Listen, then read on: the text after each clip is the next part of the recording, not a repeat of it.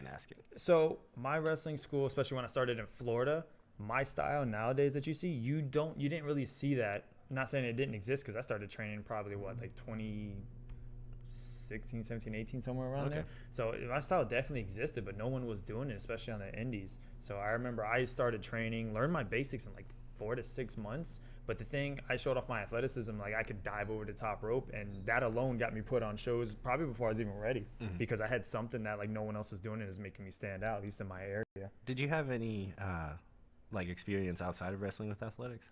I played football growing up, played high school football, semi-pro football. I did track in high school, volleyball in high school. I remember in high school, I was anything to not be home and be involved in sports. So I was just always very athletic.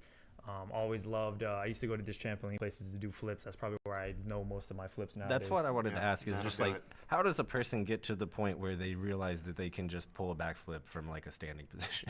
Honestly, it's no fear. Like, that's how I live my life. Like, whatever I do, whether it's my personal life, professional, it's just no fear. I remember the very first time, and I can look it up on YouTube, I was in a triple threat ladder match, and like probably like my third, fourth match in my career.